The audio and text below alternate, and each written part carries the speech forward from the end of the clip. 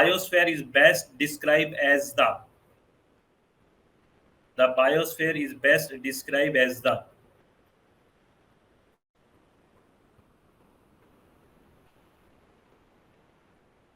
कौन सा आंसर होगा इसमें? इनमें से कौन सा ऐसा स्टेटमेंट है जो बेसिकली बायोस्फेयर को क्या कर रहा है, बेस्ट डिस्क्राइब कर रहा है बायोस्फेयर को?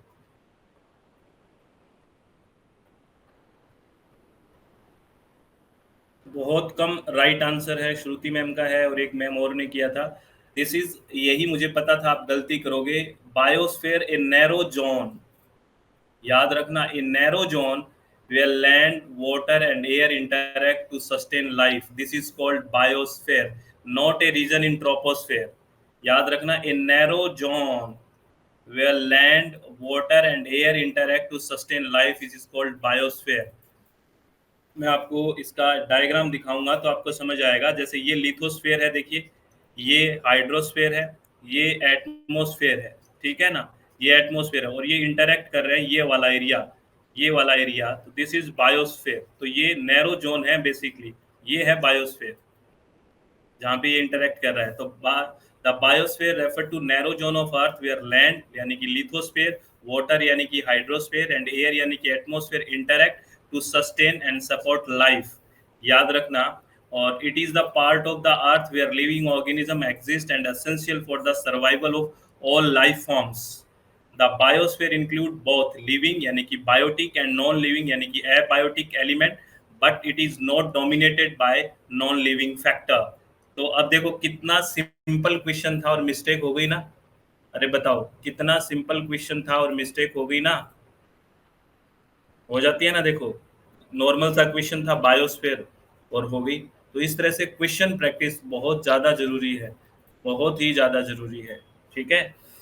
ये इतने इम्पोर्टेंट क्वेश्चन है, अगर कुछ बच्चे आज नहीं आए ना तो वो बाद में देखें भाई, जरूर, वो तो बाद में देख ही लेंगे। जून सेशन में जिनका पेपर 2 इन्वायरमेंटल साइंस है उनके लिए ये इन्फॉर्मेशन है। बेसिकली इस सेशन के लिए हमने इन्वायरमेंट साइंस का क्रैश कोर्स लॉन्च कर दिया है। इसमें आपको क्या क्या चीजें प्रोवाइड करवाई जाएगी, क्या फीस रहेगी, कॉम्बो पैकेज पेपर 1 के साथ भी आप ज्वाइन कर सकते हैं। वेबसाइट आपको पता है, दैट इज www.swmg.in, या फिर आप प्ले स्टोर में जाके मोबाइल ऐप है SWMG नाम से, इसको आप डाउनलोड कर सकते हैं। जो फास्ट ट्रैक हमने रिवीजन कोर्स लिया है पेपर 2 इन्वायरमेंट साइंस का, इसमें आपको तो लेक्चर्स मिलेंगे कंप्लीट, जो 10 की 10 यूनिट्स लेक्चर। और एक खास बात और है कि आपको डेली, आज से ही इसमें daily live previous year question का डिस्कशन चलना शुरू हो गया है और वो डिस्कशन यूनिट वाइज रहेगा। इसको आप लाइव सेशन ज्वाइन कर सकते हैं। अगर कोई स्टूडेंट लाइव नहीं देख पाता है तो आपको वो रिकॉर्डेड भी मिलेगा। और इसकी जो वैलिडिटी रहने वाली है वो 2 जुलाई तक रहने वाली है, ठीक है। और इसकी जो फी है वो अभी इस वीक के लिए, एक वीक के लिए फीस रखी गई है, मीन्स ये जो ऑफर है इसी वीक के लिए है, दैट इज 1025। हाँ, next question, which vegetation index is most commonly used in remote sensing to monitor vegetation health and density. आराम से पढ़ना, यहाँ पे कुछ इंडेक्स दिए हुए हैं like EVI, GVI, NDVI and SAVI। आपसे पूछा है which vegetation index is most commonly used in remote sensing to monitor vegetation healthy and density. बताइए क्या आंसर होगा इसका, कमेंट में आंसर करिए इस क्वेश्चन का।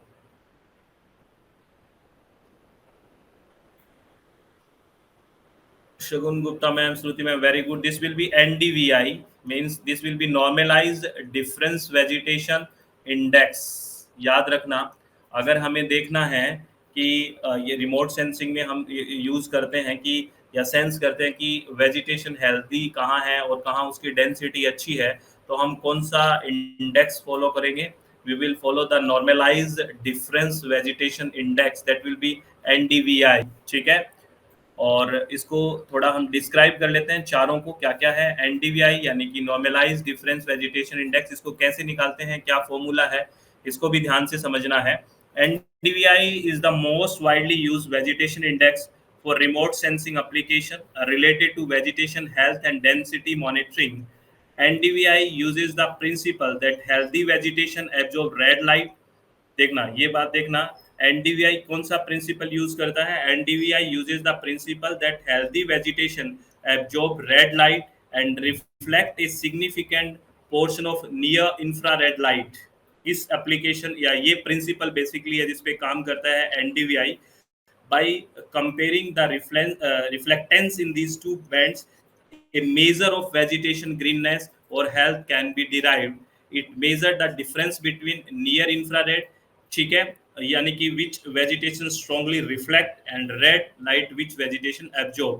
इसका फॉर्मूला अगर NDVI निकालना है हमें तो NIR, यानी कि NIR का मतलब समझ गए होंगे आप, नियर इंफ्रारेड, और माइनस इसमें से रेड करेंगे अपॉन इसका divide by NIR plus red, ये फॉर्मूला यूज होता है। और इसकी जो इंडेक्स की वैल्यू होती है वो -1 से +1 होती है, याद रखना। और जहां पे हायर वैल्यू इंडिकेट करेगी कि जो वेजिटेशन है वो हेल्दियर है और डेंसर है, याद रखना। इंपॉर्टेंट बात है ये, प्लीज ध्यान रखना इसका फॉर्मूला और इसका वैल्यू की इंडेक्स का रेंज कहाँ से होता है, -1 से +1 होता है, with higher value indicating healthier and denser vegetation cover. ये ध्यान रखें प्लीज, ठीक है। और अगर हम इसकी बात करें रेंज की, तो मैं आपको इसकी रेंज भी लिख दिया है। अगर, क्योंकि इसकी रेंज आपने देखा -1 से +1 तक है, अगर हायर वैल्यू होगी तो डेंसर होगा, हेल्दियर होगा। जैसे हाई, अगर इसकी वैल्यू 0.6 से ऊपर और 1 तक है तो इंडिकेट क्या कर रहा है ये वैल्यू एनडीवीआई की, indicate dense healthy vegetation such as forest and dense crop, ये इंडिकेट कर रहा है। अगर एनडीवीआई की वैल्यू 0.2 से 0.5 है तो ये सजेस्ट और स्ट्रेस वेजिटेशन लाइक ग्रासलैंड और फील्ड अंडर ड्रॉट। और अगर लो वैल्यू है यानी कि 0 से 0.1 है, typically indicate bare soil, rocky area और desert with little to no photosynthetic activity. और अगर इसका वैल्यू -1 से लेके है और -0.1 तक है तो usually indicate non vegetated surface such as water bodies, snow और थिक क्लाउड कवर। ये बेसिकली, तो आपसे हो सकता है कि एनडीवीआई की वैल्यू देके भी आपसे पूछा जा सकता है, तो ये इंफॉर्मेशन आप प्लीज ध्यान रखना, ठीक है। और बाकी 3 ऑप्शन जो उसमें करेक्ट नहीं थे मैं बता देता हूँ। एक है EVI, this is enhance vegetation index. EVI is similar to NDVI, थोड़ा सिमिलर है, बट ऑफर, ये क्या ऑफर करता है, but offers improved sensitivity in area with high biomass. It reduce atmospheric interference and account for canopy background noise. It uses to enhance vegetation monitoring in tropical forest or region with dense vegetation where NDVI may saturate, ठीक है। और GVI है, that is green vegetation index, is a less commonly used index that focus on green band, is in remote sensing but doesn't offer the robustness of NDVI in general application. It is primarily used for specific type of vegetation analysis। और soil adjust vegetation index SAVI adjusts for the influence of soil brightness, making it useful in area where vegetation is spare and soil is more visible. It is especially useful in semi-arid region and area with less dense vegetation cover। ये यहाँ पे होता है basically. तो ये कुछ बातें हैं, इंफॉर्मेशन है, ध्यान रखना। नेक्स्ट क्वेश्चन ये है, आपको यहाँ पे कुछ माइक्रोवेव बैंड दिए हैं और इन माइक्रोवेव बैंड का एप्लीकेशन कहाँ पे है, ये आपको कुछ आइडिया है तो बताना और हम बात भी करेंगे। X band, L band, C band और पी बैंड दिया हुआ है, आपको बताना है कि ये कहाँ कहाँ पे एप्लीकेशन होता है, कौन से बैंड का। तो मैच करिए और कमेंट बॉक्स में आंसर करिए।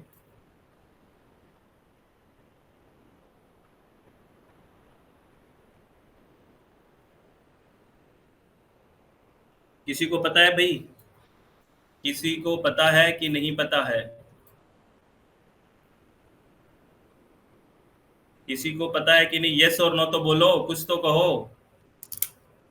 नहीं, नहीं पता तो याद रखना ये सब मैच ही है। ए का 1 है, बी का 2 है, सी का 3 है, डी का 4 है, ये याद रखना। Basically x band military surveillance के लिए यूज होता है, एल बैंड होता है सोइल मॉइस्चर और आइस शीट के मॉनिटरिंग के लिए, सी बैंड यूज होता है रेनफॉल और वेजिटेशन पेनिट्रेशन को चेक करने के लिए, और पी बैंड यूज होता है estimating biomass and tree height. ये बेसिकली बैंड यूज होते हैं ये इंपॉर्टेंट है। मिलिट्री के लिए आपको स्पेशली पूछे तो एक्स बैंड यूज होता है, बेसिकली माइक्रोवेव का बैंड है ना वो वेवलेंथ के अकॉर्डिंग, और ये है ना। मैं आपको एक इंफॉर्मेशन बता देता हूँ क्या है। देखिए एक्स बैंड जिसमें बेसिकली 8 to 12 गीगाहर्ट्ज ये मिलिट्री सर्विलेंस के लिए यूज है। X band microwave frequency range होती है इसकी 8 to 12 gigahertz and they are widely use in military applications, ठीक है। और एल बैंड है बेसिकली 1 to 2 गीगाहर्ट्ज है and penetrate deeper into vegetation and soil services. C band है basically 4 to 8 gigahertz, commonly use होता है ये मीटीरियोलॉजिकल रेडार में। और P band basically 70 to 300 megahertz है, और ये बेसिकली लॉन्ग वेवलेंथ है। और ये कहाँ यूज होता है, estimating biomass, tree height and detecting underground feature due to its ability to penetrate dense forest canopy and soil. ये पी बैंड है। मेरी आवाज आ रही है, सब कुछ ठीक है, सुनाई दे रहा है आपको? अरे बोलिए, सब कुछ ठीक है, आवाज आ रही है, सुनाई दे रहा है? ठीक है, चलो नेक्स्ट क्वेश्चन के बारे में बात करते हैं। ये क्वेश्चन करो भाई।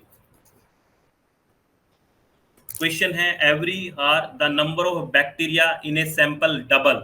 ये थोड़ा मैथमेटिकल भी है इसमें। कह रहा है every hour the number of bacteria in a sample doubles if the original number of bacteria is 100 and 50 bacteria are removed every 2 hours, after 5 hours there are, मतलब आपको देखना कितना रीजनिंग लगा के हुए क्वेश्चन है, समझिए इसको, आराम से पढ़ो, टाइम है, और फिर आंसर करो इसका।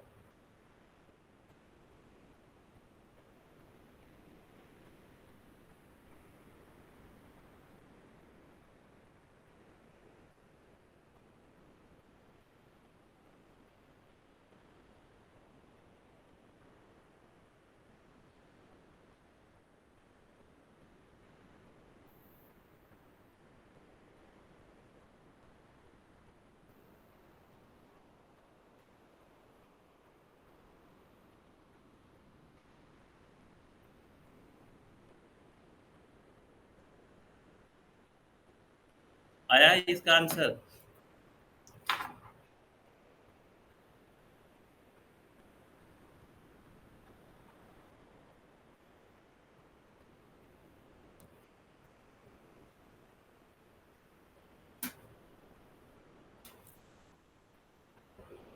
नहीं आया क्या?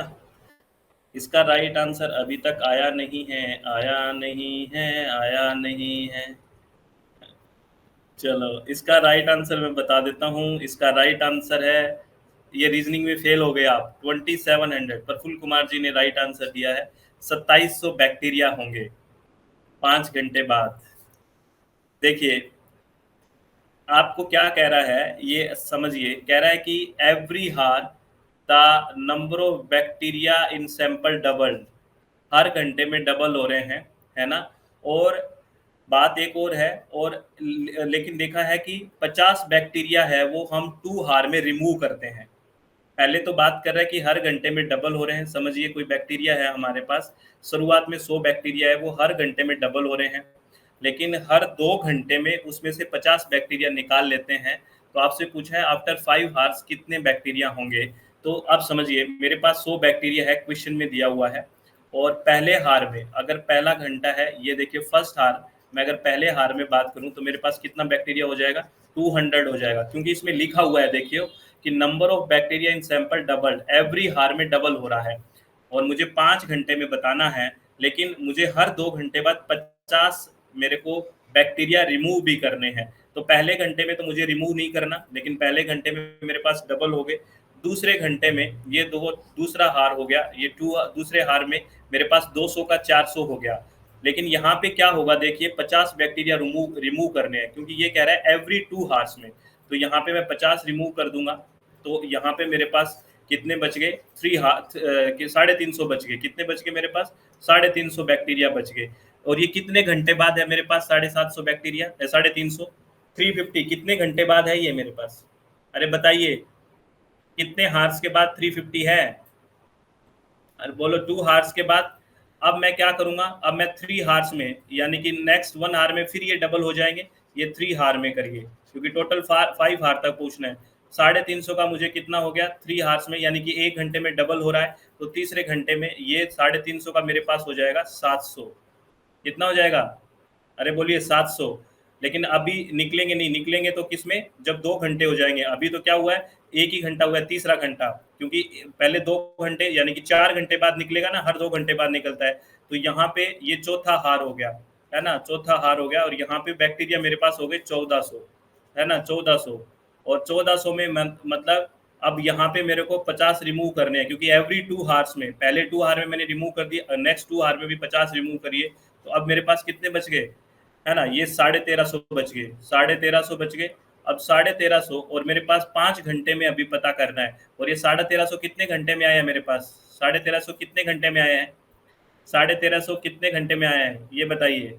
4 में। अभी मेरे पास 1 घंटा और बच गया, क्योंकि मुझे बताना है 5 घंटे में, और नेक्स्ट 1 घंटे में ये क्या हो जाएगा 5 आवर में, 5वें घंटे में ये डबल हो जाएगा, यानी कि 1350 का 2700 आंसर आ गया।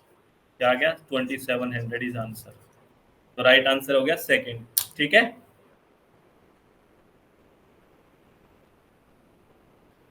समझ में आ गई बात? चलो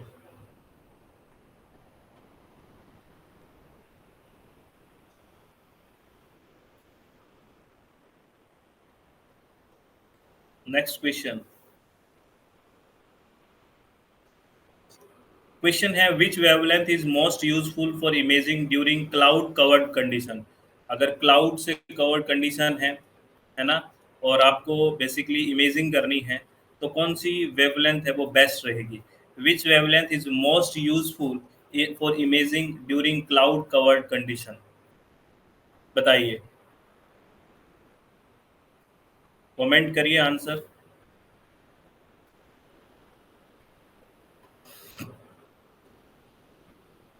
आपके अकॉर्डिंग कौन सी कंडीशन ऐसी होगी जो वेवलेंथ की, जहाँ पे क्लाउड कवर्ड कंडीशन हो और इमेजिंग यूजफुल हो।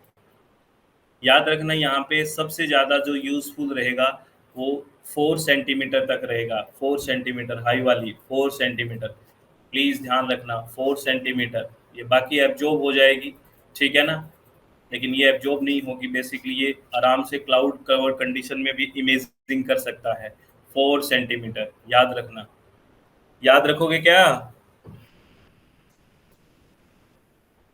ये लिख के रखो। चलो ये मैच करो, इधर लिस्ट 1 है, इधर लिस्ट 2 है, और बहुत ही इजी विजी क्वेश्चन है। इधर एक्सोस्फेयर, स्ट्रेटोस्फेयर, ट्रोपोस्फेयर और थर्मोस्फेयर लिखा हुआ है, और इस लिस्ट 1 को लिस्ट 2 से मैच करना है आपको।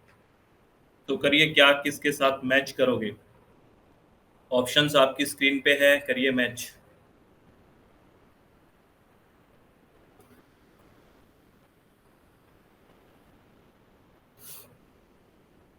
मैच करिए इस क्वेश्चन को।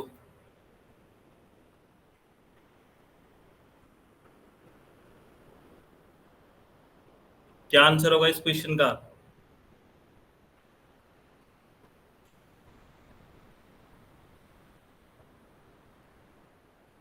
अरे ये क्वेश्चन का आंसर करिए, बहुत सिंपल क्वेश्चन है ये तो। वेरी गुड, इसका राइट आंसर क्या होगा, सेकंड। क्या क्वेश्चन राइट आंसर क्या होगा इसका, सेकंड इज राइट आंसर, है ना। बेसिकली क्या है, एक्सोस्फेयर में क्या होगा, हाई टेम्परेचर होता है ड्यू टू जो सोलर रेडिएशन है, तो ए का 3 हो गया। और स्ट्रेटोस्फेयर में आपको पता है ओजोन फॉर्मेशन है, बी का 1 हो गया। ट्रोपोस्फेयर में basically air movement and cloud सारा फॉर्मेशन यहाँ होता है। और लास्टली जो मेरे जो स्फेयर बच गया है ना, और बेसिक जो जिसको हम आयनोस्फेयर भी बोल देते हैं, और रेडियो वेव्स के लिए है ये बेसिकली। तो ये हो गया, ये इजी क्वेश्चन था काफी। ठीक है, चलो नेक्स्ट क्वेश्चन, ये बताइए। when the temperature of the atmosphere fall at a rate greater than the dry adiabatic lapse rate, the atmosphere is, ये कंसेप्ट आपको पक्का आना चाहिए।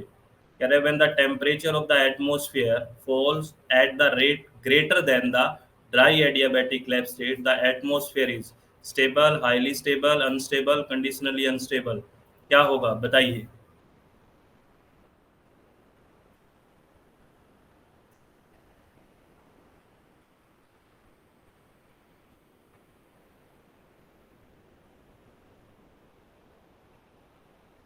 क्या होगा इस क्वेश्चन का आंसर? डिवीजन नहीं कर रहे आप लोग? अरे अनस्टेबल होगा, स्टेबल क्यों होगा भाई? कुछ लोग इसका स्टेबल आंसर क्यों कर रहे हो, सोचो तो सही। ये कह रहा है हमने एटमो, ये कोई पार्सल है, ये पार्सल है, और ये इसका इन्वायरमेंट है, ये है ना, ये इन्वायरमेंट है, ठीक है। तो ये बेसिकली ये कह रहा है कि temperature of the atmosphere fall eight greater than dry adiabatic lab state. यानी कि ये जो है, यानी कि एटमोस्फेयर है, या यूं कहे इन्वायरमेंटल लैब स्टेट है, ये ग्रेटर है। तो इन्वायरमेंटल लैब स्टेट अगर ग्रेटर है, इट मीन्स जो आसपास का इन्वायरमेंट हो रहा है वो ठंडा हो रहा है, कूल हो रहा है। और जो पार्सल है जिसको हम स्टडी कर रहे हैं बेसिकली, वो स्लो कूल हो रहा है, यानी कि वो कह दें हम वार्म है ना, वो वार्म कंडीशन में है। वो वार्म कंडीशन में वार्म है, तो ये हल्का होगा, हल्का होगा तो ऊपर जाएगा। और जैसे जैसे ये ऊपर जाएगा तो जो हमारा एटमोसफियर है वो स्टेबल है या अनस्टेबल? बेसिकली ऊपर जा रहा है तो अनस्टेबल ही है। अगर वो ओरिजिनल कंडीशन में नीचे आने की कोशिश करता है पार्सल, तो हम बोलते हैं ये स्टेबल है। लेकिन ये ऊपर जा रहा है तो ये कौन सा होगा? अनस्टेबल। इसको हमने कितना अच्छे से थ्योरी में पढ़ा है। आप लोग कहाँ रहते हो, क्या करते हो, ये तो बता दो मुझे। हाँ भाई। हम्म। चलो ये क्वेश्चन करो अब। क्वेश्चन है at a given urban location the temperature at an elevation of 50 metre above ground is 15 degree Celsius. Question बड़ा अच्छा है, शांति से पढ़ना। कह रहा है at a given urban location the temperature at an elevation of 25 metre above ground is 15 degree Celsius if the inversion condition prevail and the environmental lapse rate is 1.25 degree Celsius per 100 metre, the temperature at the elevation of 200 meter will be।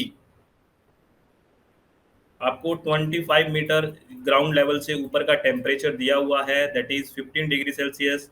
और inversion condition ध्यान रखना। और temperature lapse rate दिया हुआ है 1.25 degree Celsius per 100 metre. तो आपको पूछा है कि ग्राउंड से दो यानी कि 200 मीटर पे टेम्परेचर कितना होगा। ये क्वेश्चन है आपके सामने।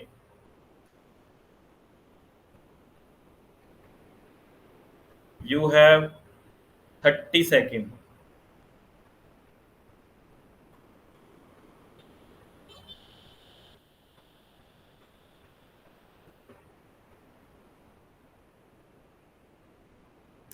करिए करिए भाई।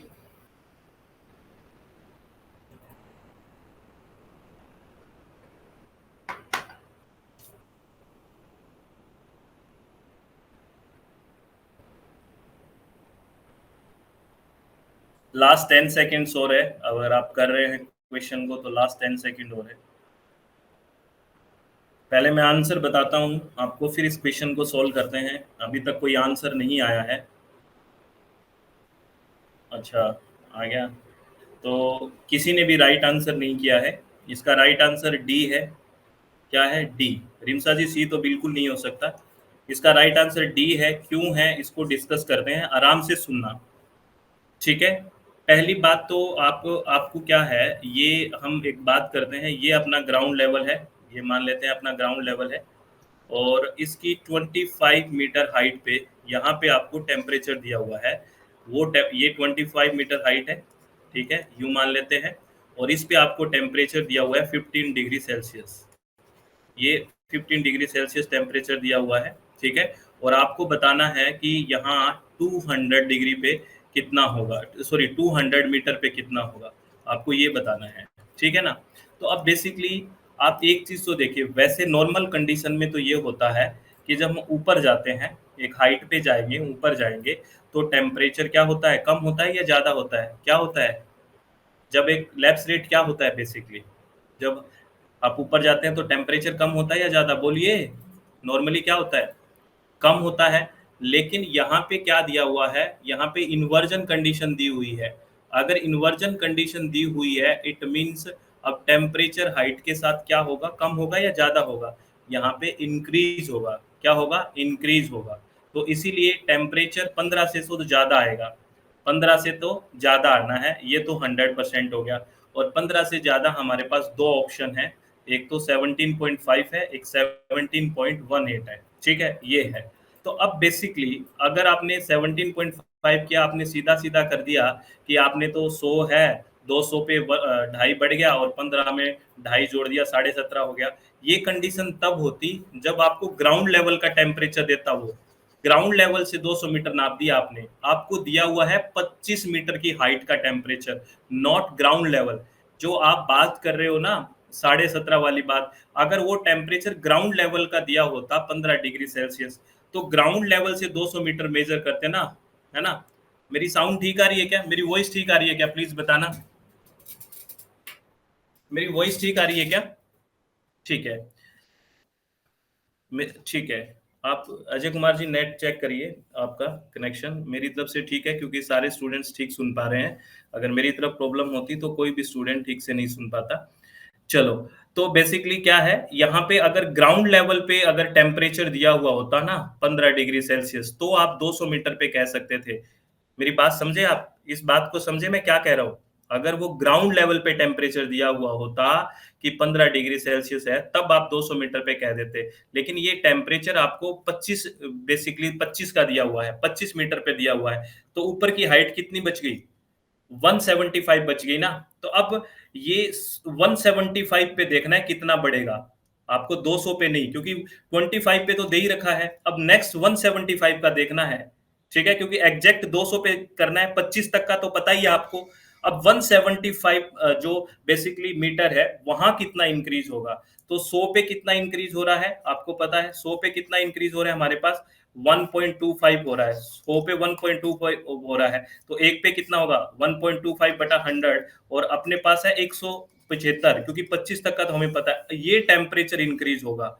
तो इसको मैंने कैलकुलेट कर दिया है बेसिकली, देखो, है ना, ये होगा हमारे पास 2.18। और अब ये 15 में जोड़ देंगे, क्योंकि 25 मीटर की हाइट पे 15 है, फिर इस पे हम जोड़ देंगे 2.18, तो हमारे पास कितना आ जाएगा? 17.18। समझ गए? आपने जीरो मानते हुए कर दिया, और यही इस क्वेश्चन में ट्रिक था। समझ में आई बात? अरे सबको समझ में आई क्या बोला मैंने? तो ये ध्यान रखना, बहुत इंपॉर्टेंट है ये। ऐसे क्वेश्चन देते हैं और कंफ्यूज कर देते हैं फिर, ठीक है? और बहुत सारे स्टूडेंट ऐसे ही करते कि वो 17.5 भी करते, लेकिन ये भूल जाते हैं कि वो 25 मीटर पे दिया हुआ है। चलो, बहुत बढ़िया।